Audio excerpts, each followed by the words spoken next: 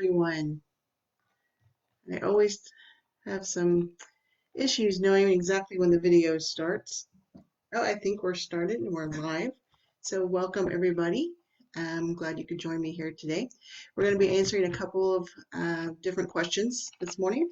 One is going to be in regards to the new Secure Act, and the other is going to be on how you can do a will for yourself, which seems kind of counterproductive for an attorney to tell you how to do something yourself that is something that we do to get paid for. But let's start off with, I was asked by my good friend Colton to discuss the changes that came into effect that can affect your beneficiaries, and how people are going to be able, your retirement is passed down to your beneficiaries and how it can affect them now. So a lot of people don't know that on January 1st, the Secure Act became effective. It was passed during the whole impeachment process, so a lot of people weren't paying attention to it. So Congress passed the Secure Act, and it has a whole lot of effects on retirement plans. Some are good, some are bad. There are some very good benefits to employers, and so they get some tax credits and other things for establishing 401k for their employees and some other things. They're also able to do some pooled 401k plans. And I would encourage you, if you're an employer, you can either reach out to me and I can provide you more information, or just go and look it up. So mainly what most people are going to be affected by is what is being affectionately called as the death tax. So the death tax basically affects your beneficiaries of any 401k or traditional IRAs. Anything that's got the pre-tax deferment whenever you create it is going to now have some drastic consequences on your beneficiaries. What that means is, normally beneficiaries of a 401k or traditional Roth were able to take distributions for their entire life. And so they were able to minimize the amount that they were able to take based on the laws as they used to be, and that would decrease the amount of income tax they would have to pay. So as a beneficiary, when you get distributions from a 401k, then you have to pay it on your tax rate and you put it on as your income. So what the Secure Act did was take that ability to stretch those payments out so that they were less, and force a beneficiary to take complete distribution of the full amounts within 10 years. So that can drastically affect your beneficiary, because now they're having to take a very large chunk of money, put it on their income tax, and they're taxed at their rate. So this typically will affect people in their highest income earning time of life.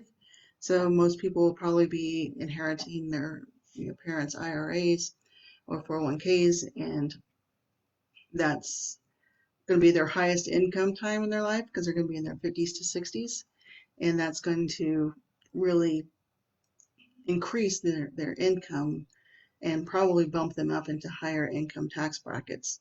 And so this nice thing that you've done for your beneficiaries and giving them your retirement account when you pass could actually become a very big burden. So there are some really good methods that you can that you can put in place now and plan for the future. And I'm just going to briefly go over what those are. And we call it the ways to beat the death taxes. And I'll be posting these on my website later. One way is to do a series of conversions from a traditional Roth or traditional IRA to a Roth IRA. I would check with a financial specialist or an attorney to find out exactly what the requirements are on that, but it's dependent on your income and how much you make, whether or not you can do that. So in order to do that, you might do some Social Security planning, plan to take the delay of your Social Security, and that'll decrease your income and make you or help you qualify for the contributions and conversions from traditional to a Roth. You want to definitely check your estate plans and update them. So your wills and trusts or anything like that, and put some planning in place for if you have these accounts to help your beneficiaries. You can start gifting now. So you can go ahead and start once you reach the distribution age, which is now 72. You can start taking distributions, pay the taxes on it, and then gift the remainder to your loved ones that you want to give that to.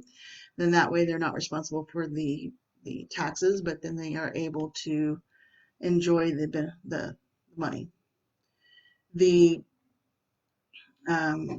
also you can buy life insurance. Those premiums aren't going to be taxable. You can also create 529 plans, buy other insurance policies, or maybe even create some Roth accounts for some other children or other beneficiaries.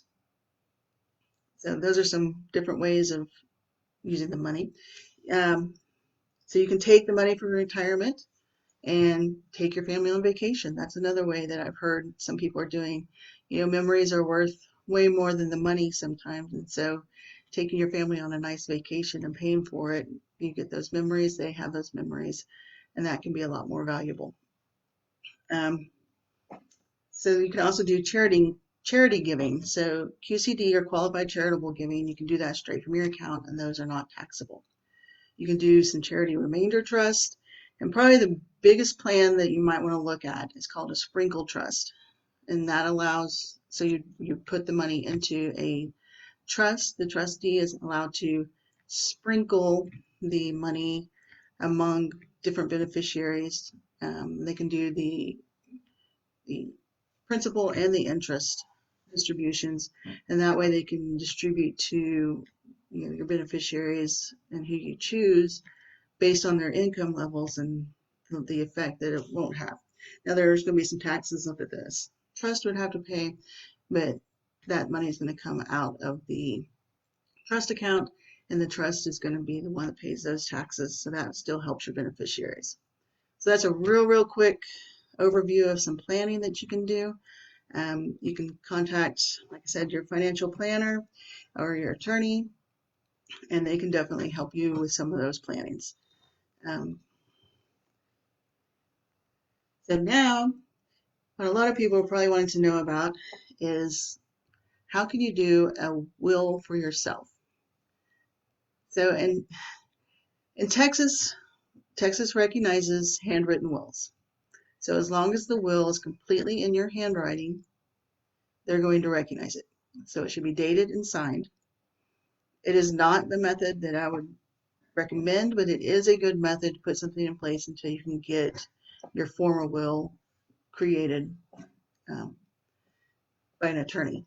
And I would highly recommend that you contact an attorney to do that, because there are lots of provisions that need to go into a will, telling executors, their powers and what they can do and what they can access. Specifically, you need to have information in there that allows them to access your digital assets. So back to how you can do it yourself. So as long as a will is completely in your handwriting, the courts recognize it.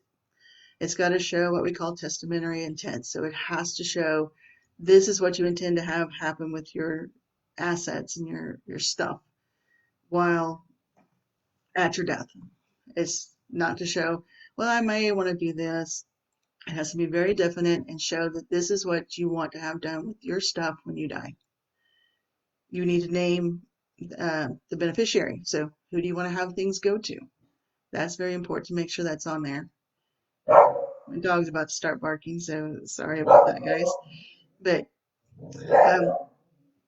so you also want to make sure that you name what we call the executor. So that's kind of the manager of your estate. You want to make sure that you name somebody. I would also name a successor, so that if the person that you name first fails to qualify, doesn't want to do it, or passes away before you, you've got a backup.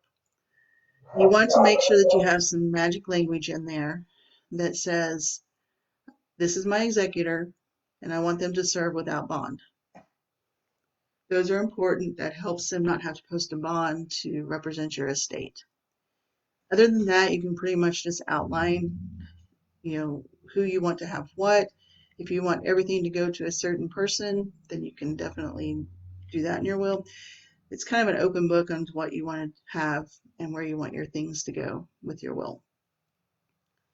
Um, Make sure you don't buy one of the kits offline and fill in the blanks. So what I mean by that is a lot of these kits that you can get that are do-it-yourself wills, you get it, and it's nicely typewritten, and then you have some blanks.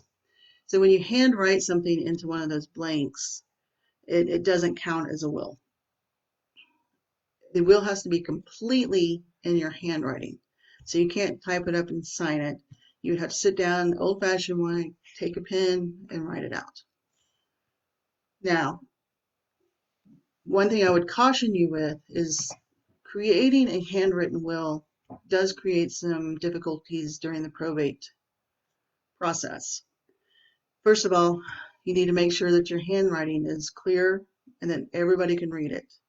You also have to make sure that the words and language that you use is clear, that people understand what you mean when you say certain things. If you're going to do a specific bequest to somebody, that means you're going to leave a specific item to a specific person, then you want to make sure that that item is clearly identified and that people will understand what you mean. If you say grandma's ring and you've got 4 or 5 rings, it's going to be difficult to know which ring you meant. But if you were to say grandma's ruby ring that has 5 diamonds around it, they're going to understand which ring you mean. So make sure that you are very, very clear. Your handwriting is easily read and clear. On the back side, when we go to probate, the downside to a handwritten will is that you have to have witnesses go into the courtroom.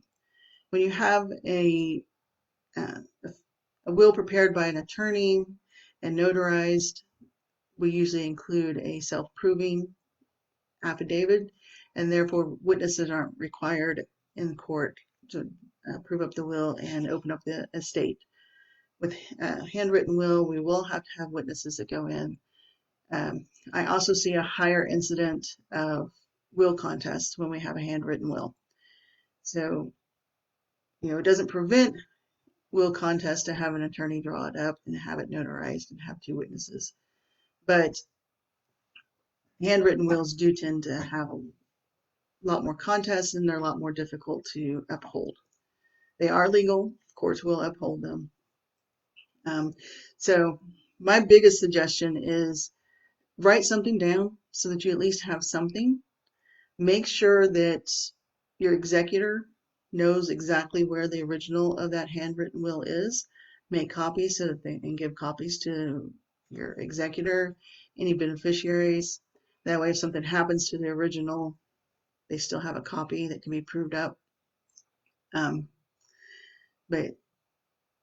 that at least gets you something to protect yourself, in the event of an unforeseen accident or anything before you can get a formal typewritten notarized will done.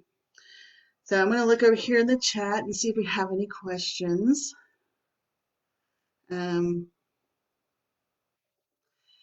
I have what happens if I want to leave my house to my grandchildren instead of my children? That is perfectly fine. There is not anything that will be adversely affected. You get to choose who you want to have as your beneficiary. It doesn't have to be children. It doesn't have to be a spouse. It can be the housekeeper that's been a loyal friend to you. It can be your best friend. You can also leave things to charity. Or if you made, a friend down the street, you can leave it to them. That's the nice thing about having a will is you can leave your stuff to whoever you want, and it doesn't have to have any kind of family relation. Caution once again, if you're not leaving to children or anybody, then your chances of a will contest do go up. But state law would give it to your children, but if you make a will, then they can go to whoever you choose. Let's see.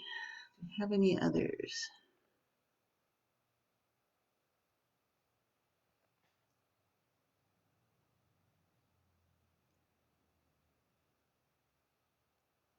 Okay.